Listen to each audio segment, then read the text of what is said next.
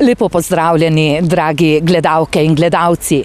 Takole v zimskih razmerah pričenjamo 1. novembrski Belokranjski obzornik, v katerega smo strnili več zgodb.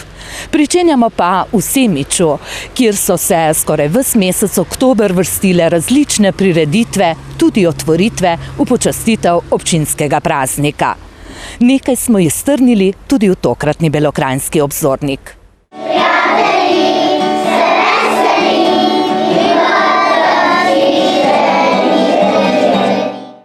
Tako so ob otvoritvi prizidka k njihovemu vrtcu Sonček prepevali semiški vrtičkarji. Slovesnosti se je udeležil tudi predsednik države, dr. Danilo Türk. Seveda je otvoritev novega vrtca ali novega prizidka v otroškem vrtcu in pa informacije o tem, da število otrok, ki prihajajo v vrtec, narašča, vse to je razlog za optimizem. Moramo biti optimistični, brez optimizma ni reševanja problemov. V Semiču so uspešno rešili težave s prostorsko stisko v njihovem vrtcu. Sedaj imajo sodobno opremljen vrtec pod eno streho in zadosti prostora za vse otroke. Moram reči, da smo zelo zadovoljni, da smo dobili ta prizidek in s tem zadostili vsem pogojem, ki jih pač sodobna predšolska vzgoja zahteva. Imeli bomo prostora še za 10. oddelek, tako da sedaj pa zagotovo ne bo ostal noben otrok zunaj.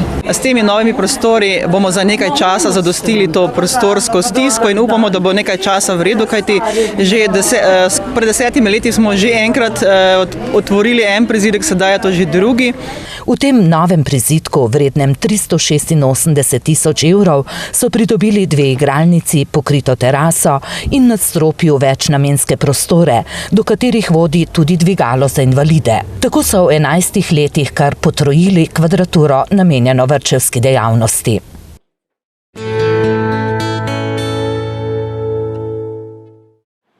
Nekaj dni prej pa je bilo veselo in slovesno v Črmošnicah.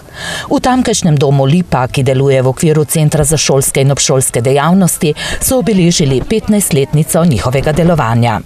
Naši gosti so otroci od 1. do 5. razreda iz cele Slovenije. V glavnem otroci prihajajo na 3 ali na 5-dnevne programe šole v naravi. Ta del Bele krajine v bistvu ne poznajo. Mi jih popeljemo v Črmošniško dolino, spoznajo Kočevski rog, navdušeni so nad divjim potokom. In prav o 15-letnici doma Lipa so simbolično namenu predali učno pot Divji potok, urejeno v okviru čezmejnega projekta Viri življenja.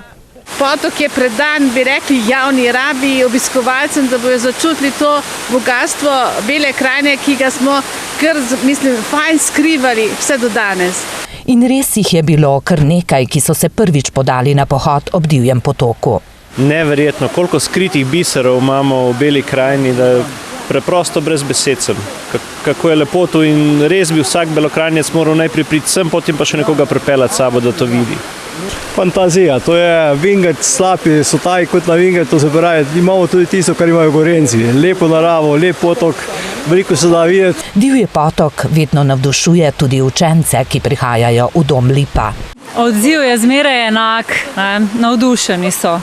In pripovedujejo, kako so v deželi slapov, domov pišejo razglednice s takšnimi pozdravi, očara jih pravličnosti pokrajine, tako da jim niti ne rabimo mi dosti pripovedovati, ker že sami občutijo to magijo tega kraja. Na svoji nekaj kilometrov dolgi poti Divji potok ustvarja izjemne strukture, lehnjakove pragove in tudi slapove.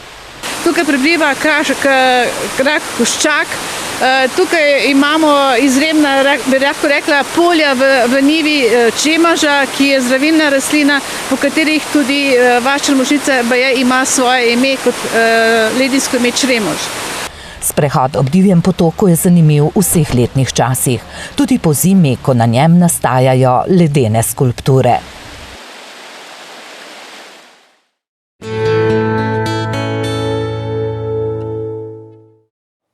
Konec minulega tedna pa je v Semiču mineval v znamenju praznovanja jeseni.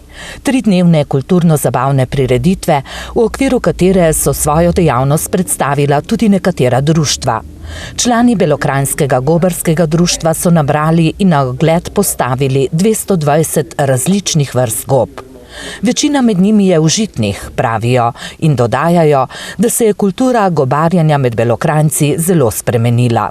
Z ozirom na to, da imamo v Beli krajini že 5. leto gobarsko društvo, je kar nekaj ljudi se naučilo tudi nekaj o gobah. Včasih smo nabirali 2-3 vrste gob, tudi mi, ki nismo bili še takrat člani društva.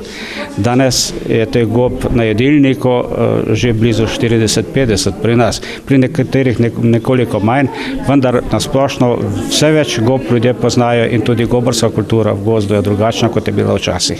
Svoj letošnji pridelek so predstavili tudi člani Belokranjskega sadjarskega društva. Na pestri in obsežni razstavi je bilo največ jabolk.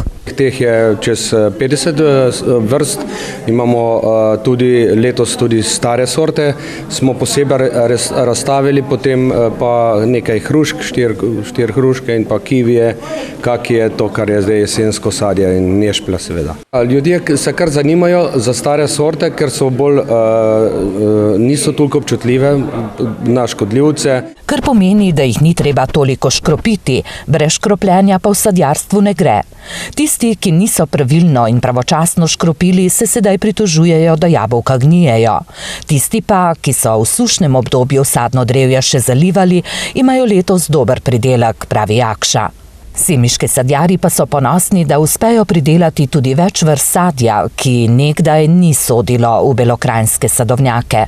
Ta naša klima je zelo ugodna, ta Semiška gora je zelo primerna, tam, kjer raste trta, rastejo tudi te eksotične sorte. Letošnja klima oziroma suša pa ni bila naklonjena polhom, zato tudi polhari ni bilo veliko. Letos je bilo šoh, se pravi, polhov ni bilo, polh se ni razmnoževal, ker je bila suša in v sušnih letih se polh ne razmnožuje, ampak se naje, koliko se ga hrano za sebe in gre spat, ker se pač prezimi in naslednje leto normalno, če je hrane obilno, se razmnožuje tudi on večkrat na leto in je polhov seveda več. Da je letošnja letina zelo slaba, se pritožujejo tudi čebelarji. Medu je manj, tako količinsko kot po sortah. Spomladi je bilo tisto deževje in mrzlo, poletje je bila suša. Da smo imeli, ponovadi smo imeli 2-3 točile, da smo samo enkrat, se pravi, vse skupaj, eno točenje. Semiški čebelarji pa se ubadajo še eno težavo. V njihovih vrstah je zelo malo mladih čebelarjev, zato se že dogovarjajo, da bodo prihodnje leto na semiški osnovni šoli ustanovili in vodili čebelarski krožek. Zelo malo je mladih, jaz sem 60 let star, pa sem skoraj pred mlajših. Izkušeni čebelar pa vsem, ki ne želijo zboleti v letošnji zimi, svetuje. Žlico medu vsak dan bi bilo jako dobro.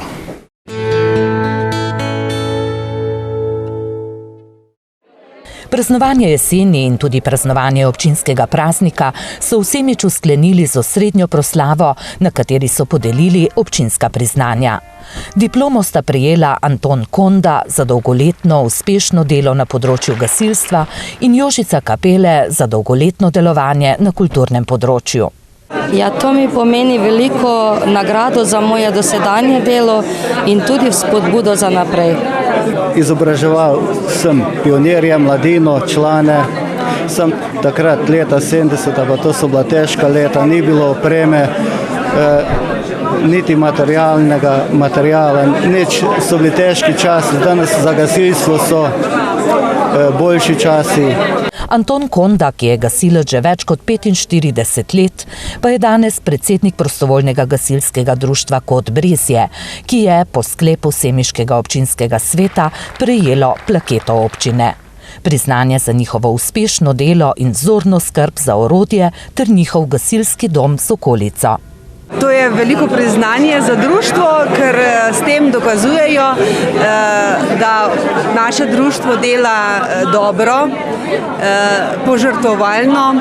Za življenjsko delo na področju kulture in v številnih drugih društvih je ob glasnem ploskanju občinstva plaketo občine prejel tudi Jože Cesar, ki je poudaril, da je to tudi priznanje vsem, s katerimi je sodeloval in še sodeluje v številnih društvih.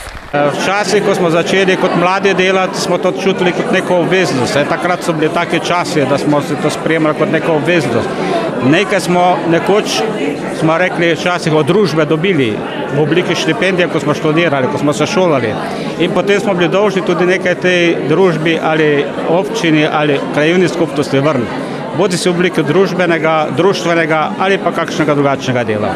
Županja Polona Kambič je čestitala dobitnikom priznanj in se zahvalila vsem občanom za sodelovanje in potrpežljivost ob gradnji infrastrukturnih projektov v občini. Predstavila je tudi naložbe, ki jim jih je uspelo uresničiti v letošnjem letu. Med najpomembnejše županja uvršča zagotovitev dodatnega megavata električne energije za potrebe njihove industrijske cone. Nekako nam je uspelo v tem letu in seveda naslednjo leto pričakujemo, da bo elektrike vsaj za nekaj naslednjih let dovolj in več ne bomo rabili o tem razmišljati in seveda tudi ne bomo rabili investitorjev, ki pač imajo takšno proizvodnjo, da te energije veliko potrebujejo, odvračati in zavračati, kajti sedaj moramo se boriti za vsakega, za vsako delovno mesto, smo pa v preteklosti zavrnili podjetnika, ki bi jih odprl kar 100 ravno zaradi elektrike. Osrednjo slovesnost ob občinskem prazniku so popestrili z besedo, pesmijo, glasbo in filmom semiških osnovnošolcev.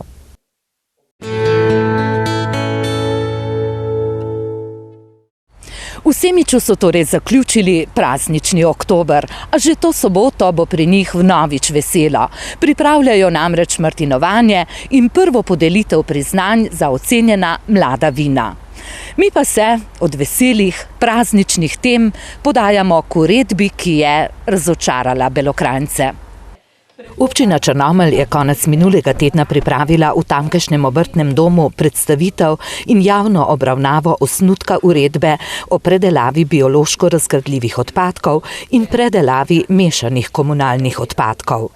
Ker gre za uredbo, ki je temeljni predpis, ki ureja delovanje bioplinarn, so jo Belokranjci težko pričakovali. A ko je bil njen osnutek objavljen, so bili razočarani. Ta uredba je pravzaprav eno veliko razočaranje. Za vse tiste, ki nam nekaj pomeni skrb za okolje. Člani okoljskega gibanja Proteus so pripravljali celo mirni protest pred obrtnim domom, a je ta zaradi dežja odpadov. In tako so ministra za kmetijstvo in okolje Franca Bogoviča pred obrtnim domom pričakali le številni novinarji.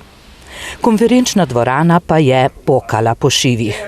Belokranjci, ki so jih prišli podpreti tudi predstavniki civilne iniciative iz Ilirske Bistrice, kjer imajo prav tako težave z bioplinarno, in iz Zaloga, kjer smrdi zaradi podjetja Koto, niso želeli poslušati strokovnih razlag, zakaj so pripravili takšno uredbo, povzeto po nekaterih zahodnoevropskih državah. Danska krasa nima.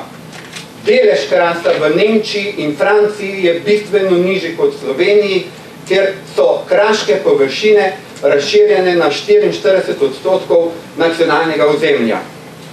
Kar pomeni, da povprečje, ki velja za države, ki imajo bistveno večje samočistilne sposobnosti, za Slovenijo ne bi smelo držati. Zaskrbljeni za svojo zemljo, zrak in vodo, pa tudi črnega močerila, ki že kaže posledice onesnaževanja, so govorci nizali pripombe na pripravljeno uredbo, v kateri ni upoštevana specifika in ranljivost plitvega kraškega sveta. Ta uredba pesek v oči. Kdo bo najbolj nastradal? Mi, ki vohamo te neprijetne vonjave, mi, ki bomo vodo topili. Najbolj sporno se mi zdi dejstvo, da se ta specifičnost Bele krajine in ostalih kraških pokrajin zato izredno veliko vodno-ekološko občutljivostjo oziroma skromnimi samočistilnimi sposobnostmi glede voda ni upoštevala. To je osnovni očitek. Med drugim je to minister tudi obljubil v maju mesecu, ko smo mu izročili peticijo, pa se besede ni držal. V tej uredbi bi absolutno moralo biti poglavje o vonjavah oziroma o smradu. To pa gre za to, da so prebivalci Bele krajine zaradi tega razvoza gnojevke tisoče prebivalcev je dobesedno živelo v smradu. Velik očitek uredbi, ki so ga izpostavili Belokranjci, pa so tudi drastično dvignjene mejne vrednosti težkih kovin in tudi strupenih rakotvornih snovi v bioplinski gnojevki, zaradi česar menijo, da je uredba pisana na kožo bioplinarnam, kakršna je na Lokvah. Po dosedanjih izkušnjah ta bioplinarna nikoli ne bo imela več težav in vse, kar bo proizvedeno, vse bo šlo lahko po njivah. To pa je zaskrbljujoče, seveda v povezavi z kraškim svetom. Mejne vrednosti so strokovno postavljene na podlagi študij, tako da če se ravna z bioplinsko gnojevko, z digestatom, kot rečemo, in s kompostom po pravilih, ki so v uredbi napisane, ni nevarnosti onesnaževanja okolja. V uredbi je preveč čejev. Naše dosedanje izkušnje z bioplinarno, pri tem pa še hujše s PCB-jem, nasilijo k temu, da ne zaupamo več, so bili odločni Belokranjci. Da bomo bili Belokranjci najbolj belasti, da ne znamo zapreti ceste, pa še koga fejst nagnati. Ne želimo, vendar nas silite, da bomo potegnili še to potezo, da bomo zahtevali prenehanje obratovanja bioplinarne. Minister Bogovič je prisluhnil Belokranjcem, skrbno zapisoval njihove pripombe, jim skušal tudi odgovarjati, a na koncu obljubil le to, da bodo strokovne službe obdelale njihove pripombe. Belokranjci so nanizali predvsem veliko pripomb na delujočo bioplinarno, ki je tudi strani naše inšpekcije bila v letošnjem letu 8-krat obiskovana in tudi oglobljena.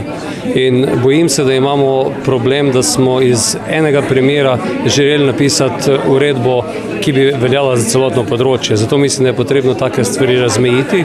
Sredi letošnjega junija je veterinarski inšpektor v bioplinski gnojevki v zalogovniku na Lokvah odkril salmonelo in prepovedal razvoz te gnojevke ter odredil, da jo je treba neškodljivo odstraniti, kar pomeni odpeljati iz Bele krajine in uničiti v za to pristojnih ustanovah. In dejansko je že približno 1/3 digestata odpeljana iz teritorija Bele krajine in to je dobra novica. Sedaj pa pričakujemo, da bojo odpeljali ves digestat, da bo nosilec dejavnosti opravil razkužbo, da nam bo dokazal z certifikatom organizacije, ki to lahko da, da je res razkužil in šele takrat bo ta zalogovnik lahko uporabil. Ker v bioplinarni v poletnih mesecih niso imeli kam odlagati novo proizvedeno gnojevko, so se znašli po svoje. Speljali so kanal do črno zgrajene lagune na sosednji farmi, za kar jim je inšpektor izrekel visoko globo, pravi Saša Dragar Milanovič, glavna inšpektorica Inšpektorata za kmetijstvo, gozdarstvo in okolje, in šele takrat so se v Bioenergu odločili za odvoz salmonelo okužene bioplinske gnojevke. Trenutno bioplinarna ne obratuje, je zbranim v obrtnem domu zatrdil direktor Bioenerga Dejan Štrbenk. Na Lokvah le meljemo vhodne surovine za potrebe drugih bioplinarn, pravi Štrbenk. Vsekakor bomo morali te trditve in navedbe, ki smo jih danes tudi mogoče tudi kakšno na novo izvedeli, vsekakor preveriti stališča inšpekcijskega nadzora, bomo pozorni na to, ali se dejansko samo meljajo te odpadki. Jaz srčno upam, da bo lastnik bioplinske postaje se v skladu z zakonodajo začel obratovati, odpravil vse napake in da bo delal v sožitju z okoljem. Belokranjci imamo zdaj samo še dve možnosti. Ali to bioplinarno zapremo, ali pa se ta bioplinarna tehnološko posodobi na ta način, da bo tako smrad kot ogroženost zemlje, kraške zemlje enostavno odpravljena. Dokler se vsa nerešena vprašanja ne rešijo zadovoljivo, je treba zagotoviti, da se najmanj polovica bioplinske gnojevke iz Lokov uporabi za gnojenje izven Bele krajine, pravijo člani okoljskega gibanja Proteus, ki napovedujejo tudi pritožbo na ustavnem sodišču, če bo to potrebno, saj je pravica do življenja v čistem okolju ustavna pravica, pravi predsednik Proteusa Niko Šuštarič, ki je ministru in njegovim strokovnim sodelavcem izročil tudi pisne pripombe Belokranjcev na predlog uredbe. Vendar Moram reči, da nimamo nekih posebnih visokih pričakovanj. Žogca je na njihovi strani, samo tega, kako bojo upoštevali naše pripombe, je odvisno naše ravnanje vnaprej. V skrajnem primeru, če bodo na tej uredbi vztrajali, bomo za sredstvi civilne neposlušnosti storili vse, da se bioplinarna čim prej zapre. Tisti, ki da neke omejitve, mora tudi razmisliti o teh posledicah. In mi moramo biti zagotovo z previdnostnega vidika varni na področju varovanja narave, okolja, voda. Strokovni ljudje, ki so danes tu bili prisotni, ki so pripravljali to uredbo, to zatrjujejo. Na drugi strani je bilo slišati tudi drugačna stališča. Mislim, da je prav, da se ta strokovna stališča soočijo in najdejo končne rešitve. Zagotovo pa, kot sem že dejal, moramo biti zmerni tudi pri teh omejitvenih faktorjih, kajti osnovna uredba, ki je bila zapisana 4 leta nazaj, je naredila celotno državo po merilih ekološkega kmetijstva. Pred 4 leti je o uredbi odločala politika, zdaj pa želimo, da to stori stroka, pravi minister. Mi puške še nismo vrgli v koruzo, vendar na osnovi reakcije stroke, ki je zbrana okoli ministra, nimamo prevelikega upanja. Vendar bomo vztrajali in uporabili vsa demokratična sredstva, dodajajo člani Belokranjskega okoljskega gibanja, tudi po javni obravnavi prepričani, da je predlog uredbe popolnoma nesprejemljiv za kraška območja in za območja Nature 2000 v Sloveniji. Podprli so jih vsi Belokranjci, zbrani na javni obravnavi uredbe.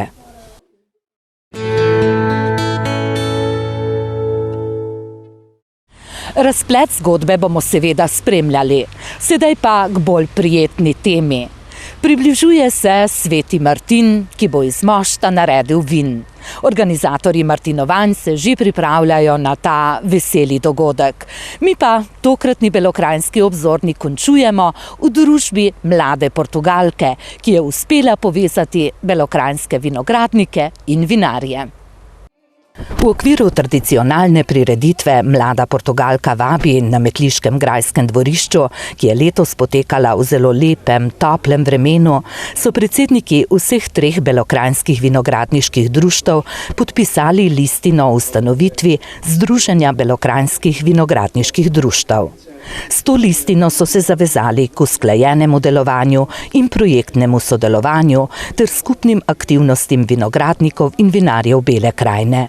Gre torej za pomembno listino, ki pomeni: Mislim, da veliko, predvsem na temu, da se mi vsi skupaj lahko istovetimo z belokranjskim vinogradništvom, da gremo skupaj na trg, da imamo skupaj promocijo, da imamo skupaj tečaje za osnovne, potem nadaljevanje, da imamo istočasno tudi skupne somelierske tečaje, torej eno skupno dobro v bit našega vinogradništva. Cilj seveda je kvaliteta naših vin in širen trg, ki ga lahko potem skupaj lažje obdelamo. Mislim, da glavni cilj sodelovanje. Tega nam manjka. Ni to neko novo društvo, ki bi ga ustanovili, ampak projekti, na katerih bomo skupaj sodelovali, in to so ti projekti, ki predstavljajo belokranjsko vinogradništvo navzven. To so premajhne količine vina, da bi zdaj posamezno kot nastopali, ne?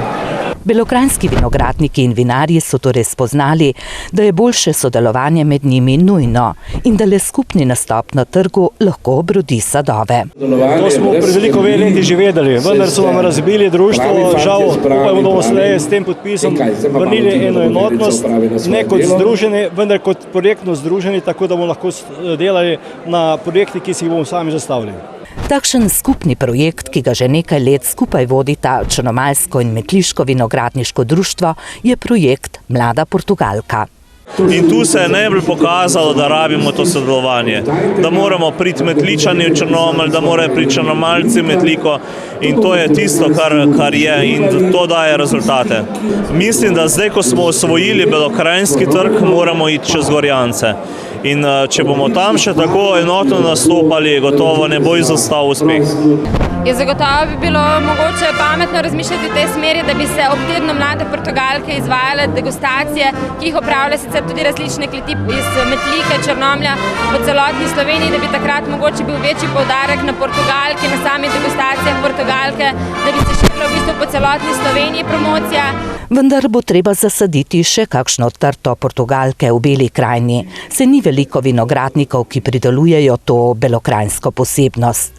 Mlado vino, ki ima veliko prednosti pred drugimi vini, se je Portugalka pitna zelo kmalu po trgatvi in je na trgu mesec dni pred vsemi drugimi vini.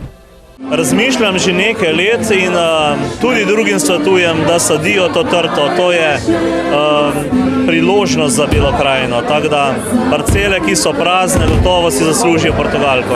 Potrgalke, kot ti pravijo v Beli krajini, namreč ni težko prodati, saj tako zatrjujejo tisti, ki jo pridelujejo. V marsikaterem sodu pa je že zmanjkuje.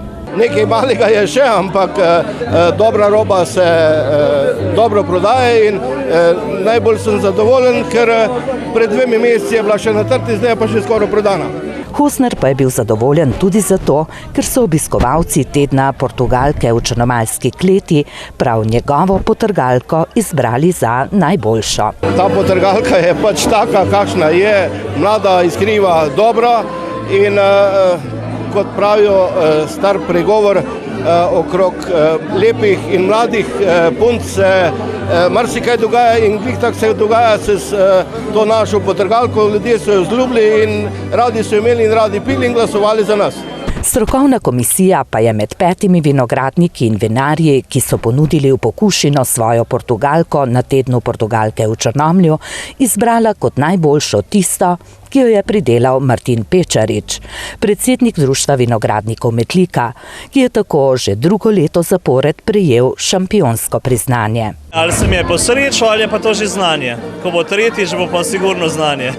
Moram reči, da je karakter te Portugalke malo drugačen od ostalih in verjamem, da je Martin dosegel to z tehnologijo in očitno dokazuje, da je dosegel tisto oziroma da obvlada zadevo. Kljub temu, da letos narava ni bila najbolj naklonjena vinogradnikom, so vsi pridelali odlično Portugalko, ki se kaže v svoji živahnosti in iskrivosti, pravi Bajuk, prepričan, da je Portugalka tržna niša Bele krajine. Z takimi prireditvami, kot je teden Portugalke v Črnomlju, kot je mlada Portugalka v Metliki, da se prebijamo čez Gorjance in postaje Portugalka kot mlado vino prepoznana tudi v Sloveniji.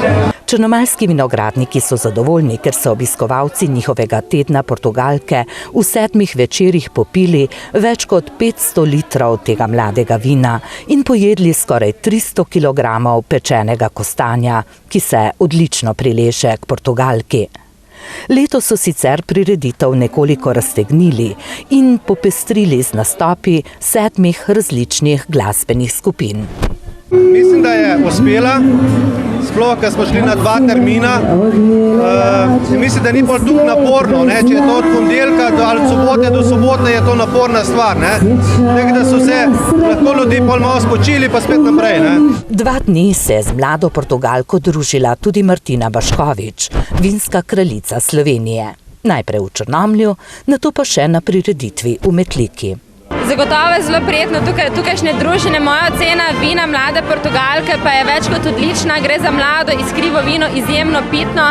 Belokranjci sicer niso bili ravno navdušeni, ker je slovenska vinska kraljica, nekdaj cvičkova princesa, Portugalko primerjala s cvičkom.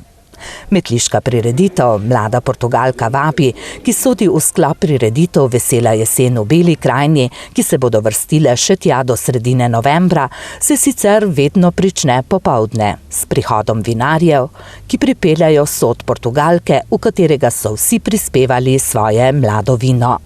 Letos jih je bilo 12. Natanko ob 16. uri zabijejo pipo v sod in pričnejo točiti Portugalko. Nekako nadaljujemo to zgodbo sosedskih zidanic, ko so pobirali od hiše do hiše in je vsaka hiša prispevala nekaj vina. To zgodbo tudi mi želimo obuditi s tem skupnim sodom. Tako da tukaj notri je zdaj 12 različnih Portugalk. Pa smo se pomešali med obiskovalce in še njih povprašali, kakšna je letošnja potrgalka. Dobra je. Mislim, da je letošnja letina isto tako dobra, kot je bila lanska. Lanski letnik je bil verjetno vrhunski, ampak je dobra. In jaz mislim, da je vsako leto boljše, vsako leto daje več vrednosti temu vinu. Zelo dobra. Ja, fantastično, dobra je, res. sočna, sadna, pa še dobro.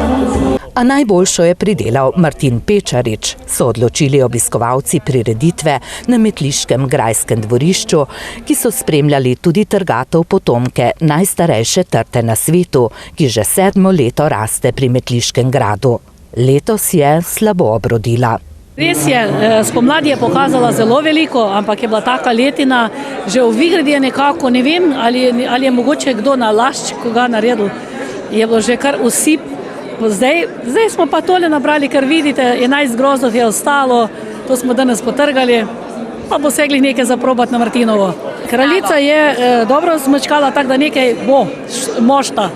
Zagotovo pa ne bo manjkalo odličnega vina na martinovanjih, ki ju prihodnji konec tedna pripravljajo tako metliški kot črnomaljski vinogradniki. Semiški pa že to soboto. Martinovanje bo torej zagotovo ena izmed tem, o kateri bomo govorili v prihodnjem Belokranjskem obzorniku. Do takrat pa srečno!